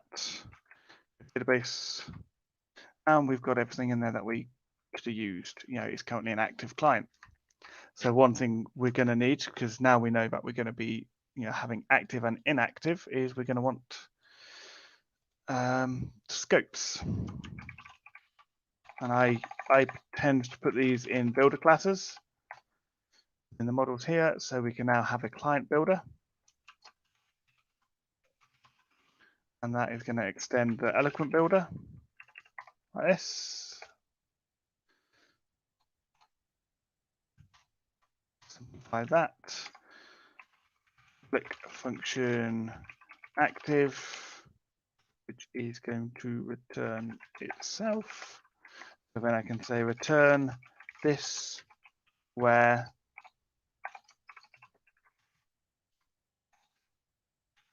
active, it's cast to that. So there we go. Simple, nice and simple. But I'm going to have a few things that are active. So this is where I go a step further. We create a concerns directory within here, and we can say has active as a trait.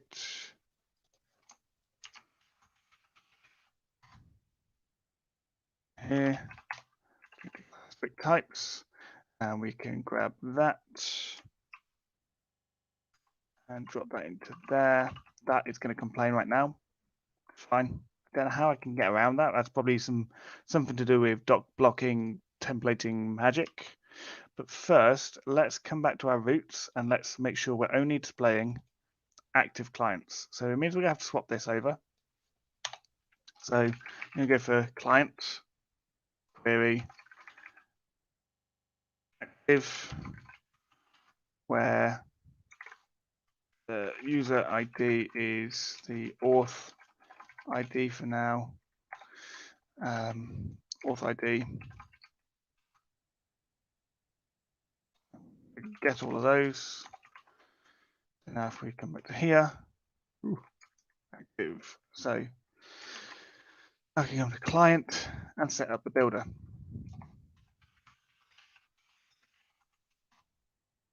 That's going to return a instance of client builder. This is going to return a new client builder, and it's going to accept the argument of query.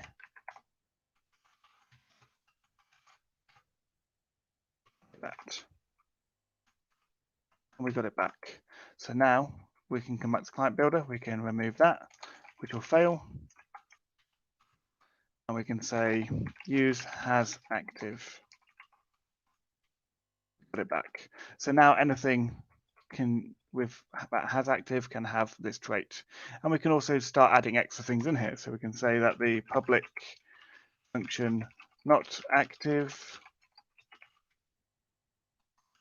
or inactive or like that. So inactive, and we just, return the opposite.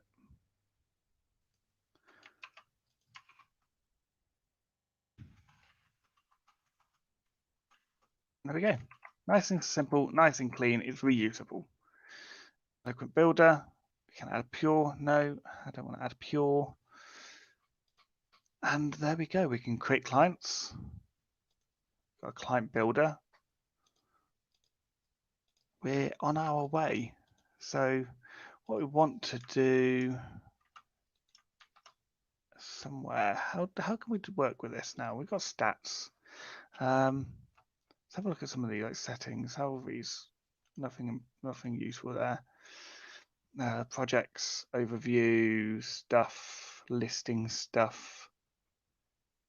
It would be nice to have some sort of feed, but I don't think it's needed. Who to follow, trending. Something like this would be cool. Let's grab this. Been streaming for almost 2 hours, almost. So there's the aside. Let's just grab. There's a sticky top. No, I'm not bothered about that being sticky. I just want this bit within it. Here we go. Copy that element. So on our dashboard here, scroll down. This first part here is drop that in. Let's go see how that looks. Place but not what we want. So what we want is something similar. Like column.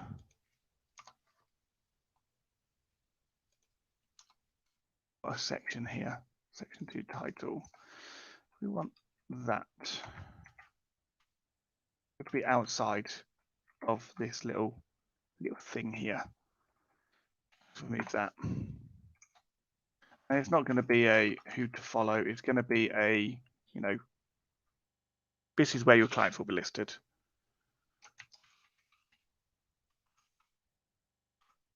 You're going to have 3 of your most recent clients, and then it's instead of follow, it will be like view or contact or something like that. This will show active clients. So just choose the first 3 active clients, and you can go view all. Ordered by latest or ordered by earliest. So whoever you've been working with longest, you might need to reach out to. Just a cool way to quickly upsell. I meant to speak to that person about doing this project, or I haven't spoken to this person in a while. Let's see if they need any additional work. Just little things like that, which you think about, but you always put off. So we'll have that over there. We'll have this part here. Probably going to have another box underneath, which is somewhat similar for projects. So I will just duplicate this for now. What I will do quickly is just quickly format that code. Just going to grab another one, and we're just going to do kind of the same thing underneath. We've got 2 of them. Fine. We're going to have clients and we're going to have projects. So we're going to be able to jump between the 2, projects I'm working on, clients I'm working with. Clients always come first, because it's more of an upsell opportunity. Then we've got clients and we've got projects, and then we're going to have something within here for like activity.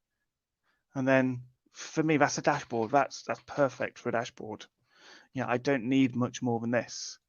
It fits on the page. It looks nice. I can go do what I need to do. Perfect. So home.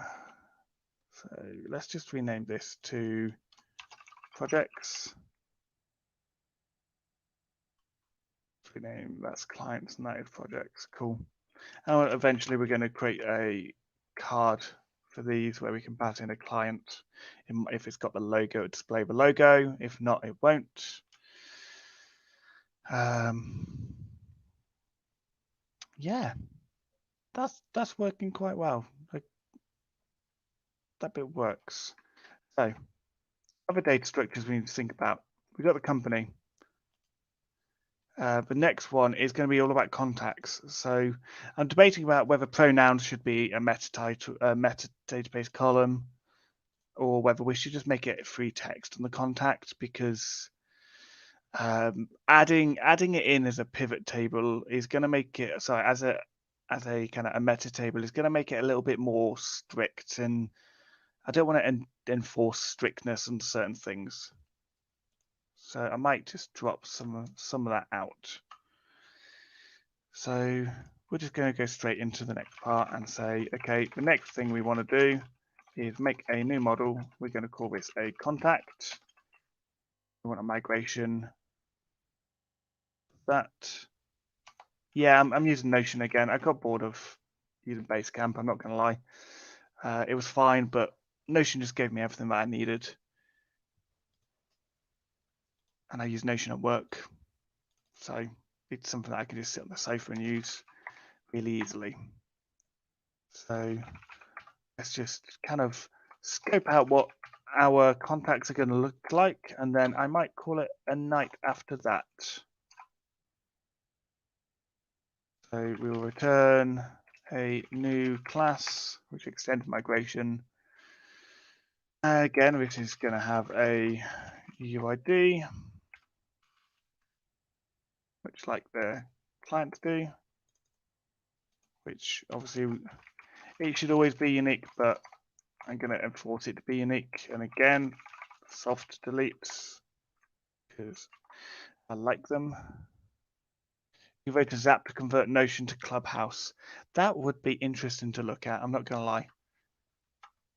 Let's have a look at the contact again. So we got ID columns, that sort of stuff down there. Then we've got any relational columns here. So we're going to have a foreign ID for the user ID, which is going to be constrained. And then obviously on delete, we are going to cascade. Make sure we definitely did that over here. No. So basically, when we hard delete the user, we're going to delete all the information about it, is the idea. So next, let's go through and set up some columns. I have a table string, prefix, which is nullable, and the prefix is things like Mr., Mrs., Doctor, Professor, Reverend, yeah, all of those sorts of titles. We got a table string for name.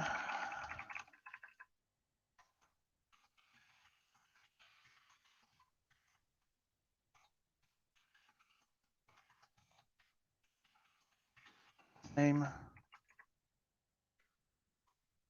Have middle name within there, just in case you're able to collect that sort of information. Something you might collect over time. We'll keep that as nullable. Foreign for. I've never been sure about using that foreign for. I couldn't see it in the docs, so I just don't use it. So, table string. This one's also going to be a nullable one. So this one's actually the suffix. So we've got a suffix and a prefix. Then we're going to have a known as name. So that's like nicknames, basically. We're going to have a table string. We'll again make that nullable. Known as. So do they prefer to be called Steve, like I do? their email.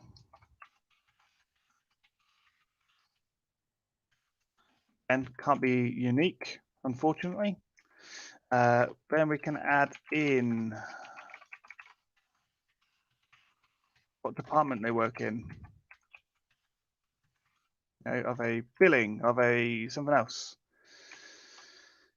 Date for the birthday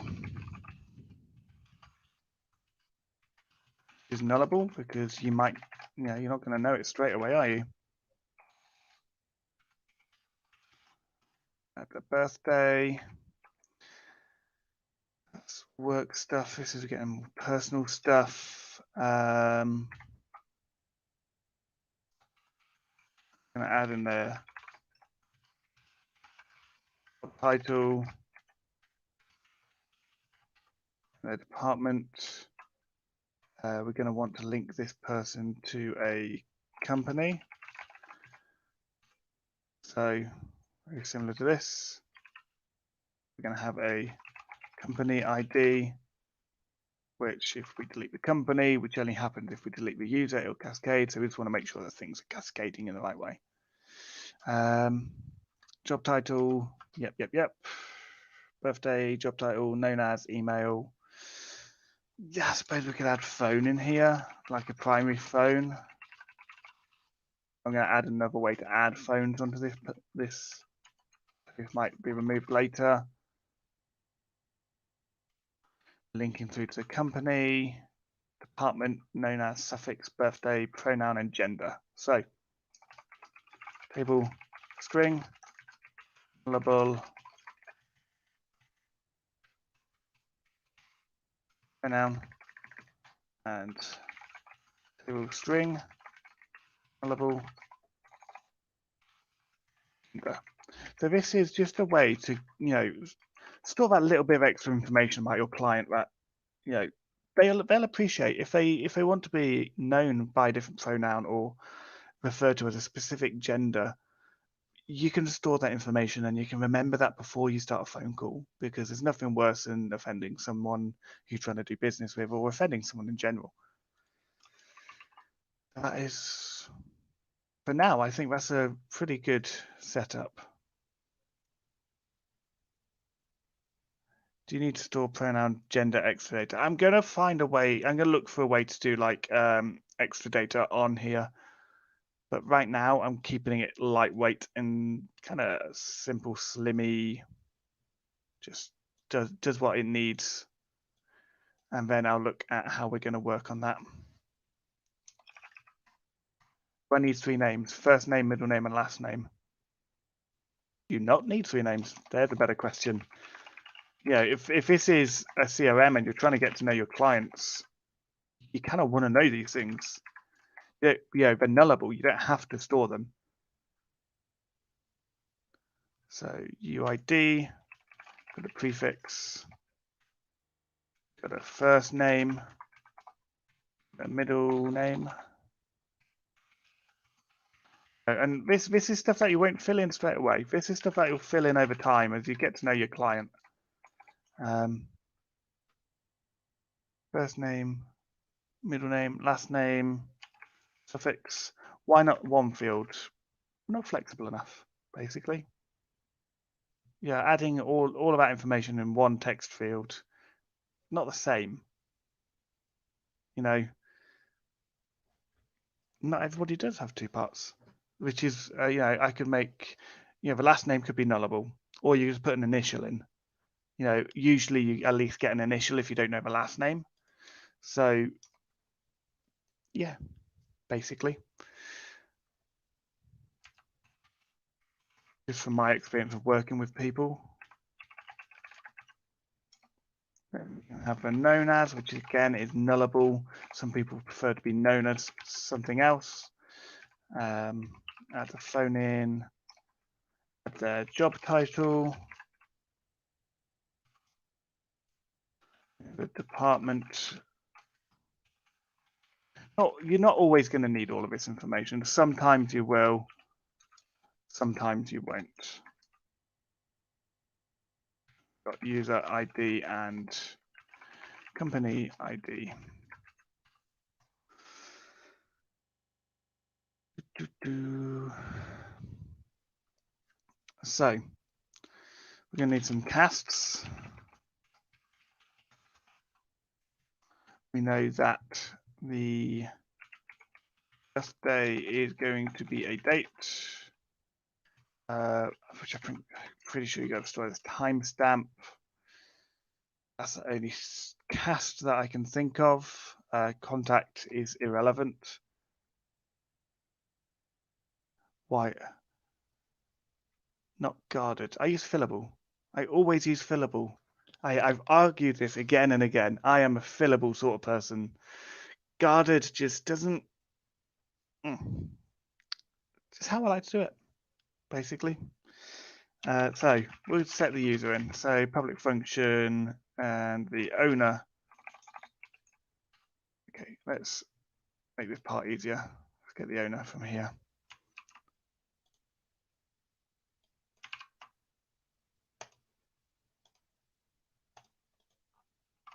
And we're also going to want to pull in the company that it belongs to.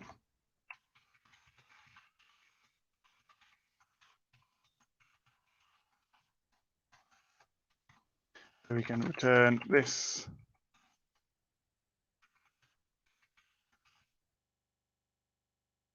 belongs to related company, and then the foreign key is going to be company ID.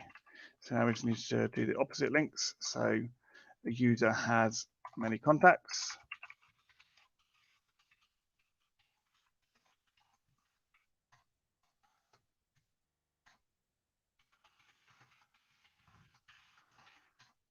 Has many. The related is going to be contact. And the foreign key is going to be user ID on the other end. Then contact and no, client, not company. The client has many contacts as well. The public function contacts has many. Turn this has many.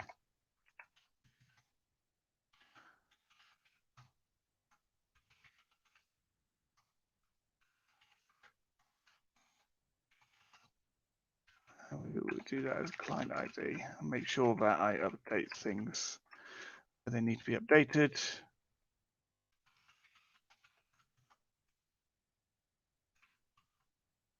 And database and make sure that we are using client, not company. So there you go. Make sure that hooks up correctly. There's migrations. Maybe a Cedar, but then we got, I can create a factory for that as well. But I've been streaming for just a little over 2 hours ago, for a little over 2 hours now. We've got a nice little bit done. We can log in. We can start to do, create a client. We can create a client. We can add these tasks really easily. And something that we can expand upon next time. So on Thursday, I think we'll continue the journey with contacts. We'll start to add contacts. Once we can add contacts and assign them to our clients, we can start to start looking at how we're going to display some of this information and how we want this to work and how we want it to look, extract things out to components, figure out which is going to make the most use with Livewire components, and keep moving on from there. But for now, I think that's pretty good. I'm happy. Thanks for joining me. I will see you all on Thursday, same time, 1945 British Summer Time, and we'll pick up the Let's Build a Startup then. Good night.